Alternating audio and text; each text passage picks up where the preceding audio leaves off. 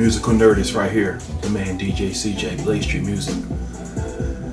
So DJs, what do you think? Should we sync? Should we not sync? And also, what is a program and what is a playlist? We're going to talk about it right here, Blaze Street Music. Stick around. What's up with you? What's happening, everybody back there?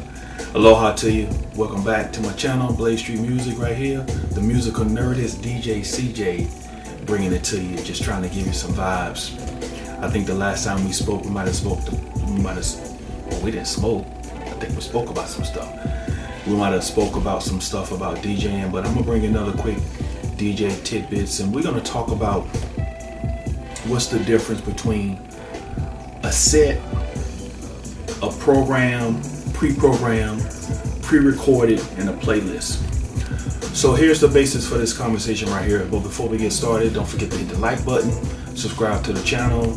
You know, this is Blaze Street Music right here, where we do everything music related. I'm the musical nerdist. I love music. I love talking about it. I like talking about review. We do reviews. We do history. We do debates, things like that. We do interviews. We bring all the hottest DJs in here, producers and alike, and we talk to them and break it down for you right here.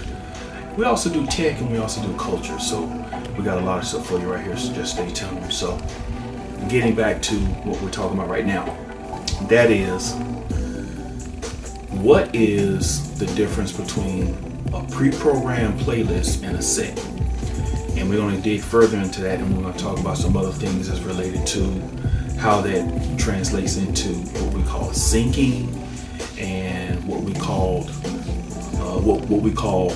playing, basically playing playlists. Okay, so a little while ago, I was checking out one of my main YouTube channels, which is Layback Luke. I really like his channel. He's really informative. He does a lot of great things on his channel. He talks about basically being the life of a DJ, which is what he does and stuff like that. And it's a really great channel. Really highly recommend it. Whether you like his style or not, first of all, he's a great DJ. And second of all, I think he's really honest. I think he's honest to the point to where he's not arrogant. And I think he's honest to the point of where he's humble. So shout outs to Layback Luke, really like your channel there. Really like what you're doing. And wish you peace and blessings in your continued journey there, brother. So a little while ago, Luke was talking with Afrojack, and they brought a discussion to the table that was basically saying, to the point of, Afrojack, what do you think about, pre-programming your sets or your playlists? Now, a little background about me. As I've told you before, I've been DJing for a while, since 1982, since professional in 1986. If you haven't seen none of my other videos, go ahead and, I talk about that in the other videos. But, when I first got started in the game, what we did was we had to, basically, we had to learn our crates. And how we did that was that we did a lot of practicing, we did a lot of experimenting, and we just did a lot of things that could just help, because I learned from DJs who wanted to take people on a journey, and in doing so, we mixed a few genres together. But basically, you got rocking the party, and you got doing some other stuff, it's a way we would take the crowd on the journey. So what does that have to do with programming?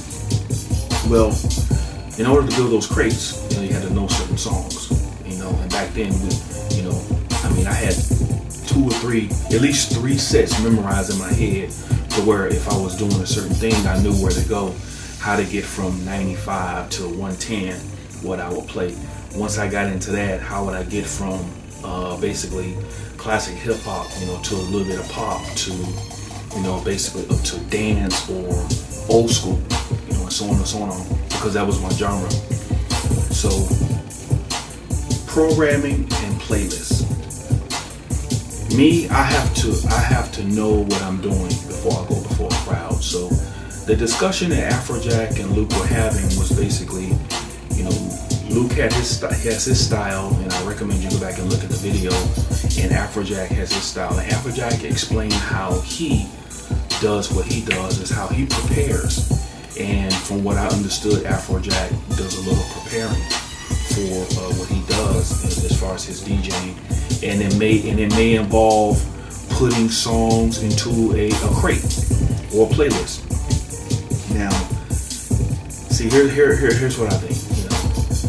Putting songs into a crate or a playlist, or I wouldn't want to say crate because playlist is a different connotation for me, but putting songs into crate for me is a good thing because that's preparation. That's how I prepare. I'm not like I was back in the day to where I could remember every single song that I would have in that whole crate. A crate could be 100 records. And yes, back then, you pretty much knew those records. And I'm telling you, you knew those records because you had them. Remember how we used to have to count the beats and write on the record and write on the cover of the 12-inch or whatever the BPM was, and that's how we organize our crates, and we file them a certain way. It could be from lowest to highest. It could be from genre. And you had them broken down. Everybody had their crates differently, so it was something different. So to me, that's programming. Playlist is if I'm going to go do a graduation party and the client says, okay, from 5 to 6, we're going to be mingling. Everybody's going to be coming in, so you can play what you want. People are going to be arriving and mingling and drinking and socializing. And so playlist to me is that I'm going to probably open up Serato or Tractor. I'm probably going to put some songs in there that I think the client's going to like, and I'm going to arrange them in a certain way to where as it plays through that hour, it's going to do something. It may start out slow. It might start out low tempo or chill or down tempo, whatever, and it might ramp up. Might have some Jawaiian in there. And for those of you who don't know what Jawaiian is, Jawaiian is local music. In Hawaii, you have Hawaiian music, which traditional Hawaiian, but you also have what's called a amalgamation of reggae rhythms and tones that the locals have put together that they call Jawaiian, which was Jaw music and Hawaiian music mixed together, and the rhythms are outstanding. And it's some of the best music in the world. So highly recommend you check out, the local Hawaiian music and also the Jawaiian and the reggae tunes. Like Fiji. There's a lot of groups out here. Kapena, just all kinds of stuff. Jake Shimabukuro. I could go on, but we'll talk about that in another video. But for right now, I would mix that with a little bit of smooth jazz and so on and so on. So as the hour goes through, that music is going to play. It's not going to basically do nothing to the crowd. We'll just kind of keep them even on a point to where they're just going to be listening. So that's just a quick definition of what I call a playlist. So and listen to the two DJs talk, and each one, had a lot of respect for the other, And Afrojack explained how he prepares and he likes to do mashups or create mashups, and basically from what I understand, relate that Luke was saying was that he's a more of a freestyle DJ, on the fly type of guy, meaning that he's gonna go to a crowd, he's gonna present himself in a way it's like, look, I'm gonna just put you on blast and I'm just gonna give you, because I know things so well and I know what you need or whatever, that he can play. But here's my thing. Here's what I'm trying to say. Each DJ is going to play from a body of music, from a gathering of music, whether it's like we did back in the day, they're going to put a crate together or not. But what I'm saying is that I think it's important for us to realize is that as DJs, we must know our music. We must know how to present ourselves to a crowd, because we can't just, I would say for myself, I can't just expect to step in front of a crowd and I'm going to know exactly what they want to hear. I've never played before a big festival crowd before. I'm not that kind of DJ. I'm not, like one of these guys are, and much respect to them. So all I can tell you is how I've learned how to prepare. I learned how to get myself together, and as I've gone through and gotten older, it's important for me to just really understand what I want to do. When a client hires me, I need to know, what do I want to do? And I want to give them what they want. I want to rock the crowd, whether it's old school, whether it's, a graduation party when I'm playing trap and hip hop.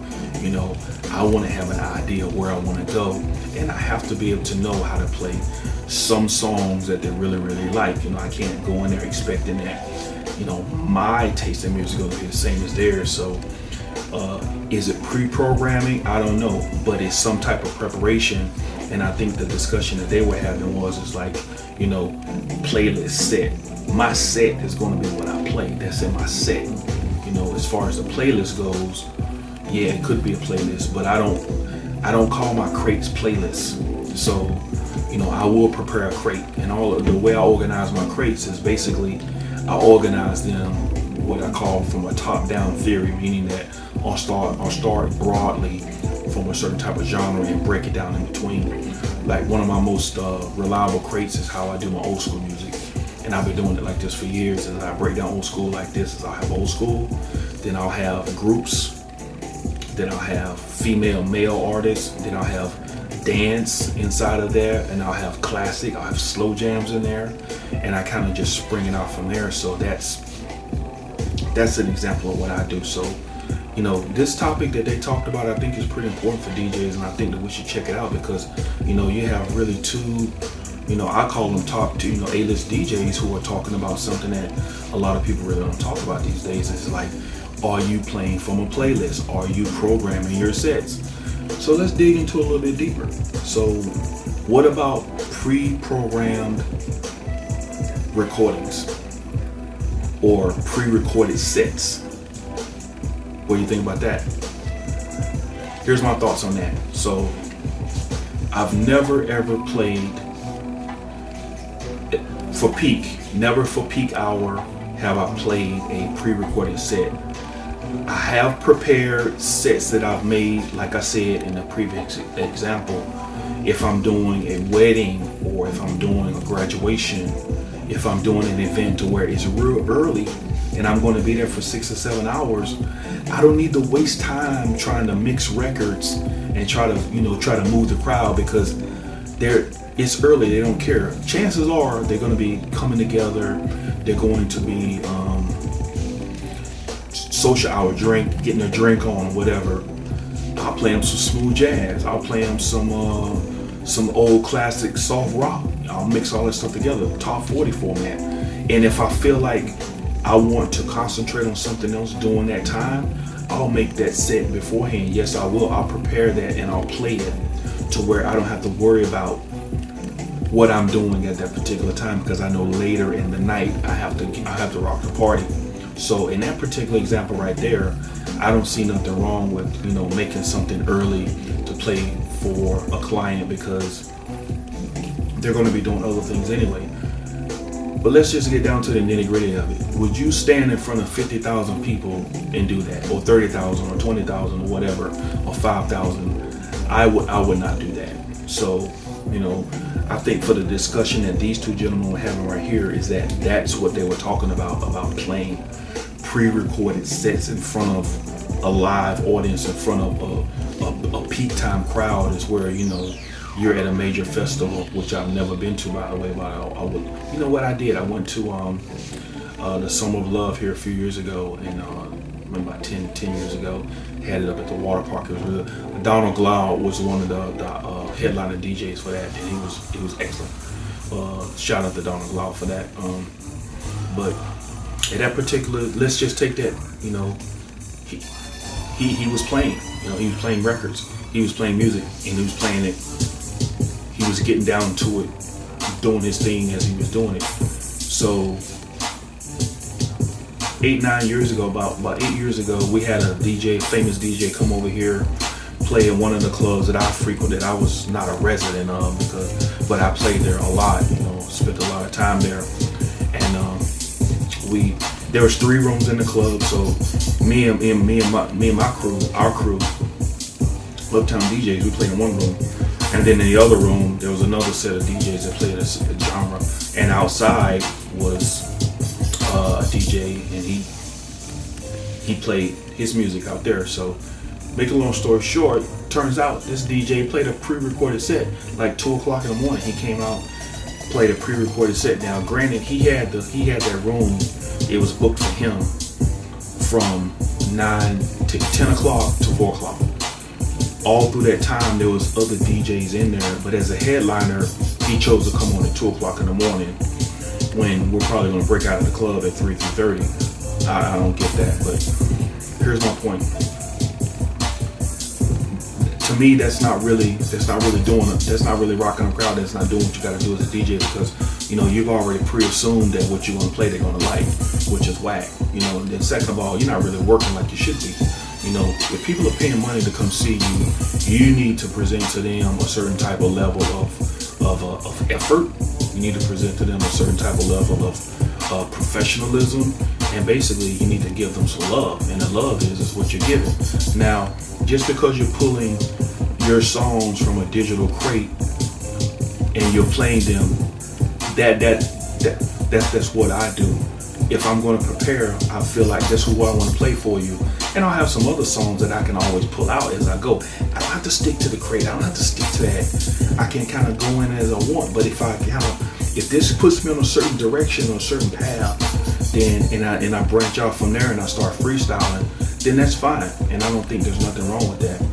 But to say that strictly not dropping on the fly, or strictly saying you're playing from a crate, is kind of like that's a kind of a debate to where I feel like there's a lot of leeway in there for people to kind of say what they want to feel. So, and I think that the way that Luke expressed his point of view and the way Afrojack expressed his point of view was really, really, really good. And neither one of those guys kind of like wanted to step on the other and say like, oh, I feel this way, I feel that way, because Luke said, well, I think if you're playing from a playlist, he said, I don't think you're really DJing, which I thought was a little, it was honest, but I thought like, well, what is a playlist? What are you talking about? Because if you have a certain group of songs that you're going to pull from anyway, that you're playing from, I mean, damn, if you got 200 songs on a play stick, man, on a stick, and you pull the songs out of there and you're going back and forth and you're freestyling and you're dropping based on BPM, or how to go up, how to go down, hey, that's fine, well and good, but still that's some type of preparation. And I think that a set is a preparation. If I'm preparing a set of songs to play from, and I know I'm going to pull from those songs, I mean, I don't feel there's nothing wrong with that.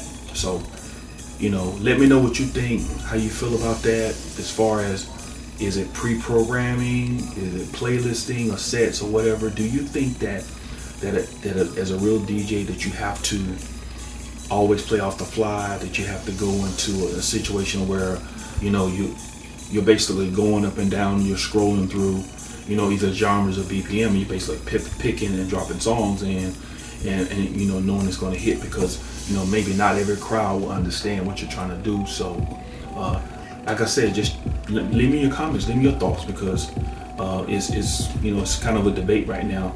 But most of all, go check out Laidback Luke's channel on YouTube. He has a very great channel. Check out Afrojack's channel. These are just the two guys I'm talking about right now who had the debate. It's only because I'm subscribed to those channels that I saw the discussion, and I thought it was pretty important to share with you guys. So Blaze for your music right here. In the meantime, in between time, be loving and kind. Take care of one another. Hope to see you back here pretty soon. Peace.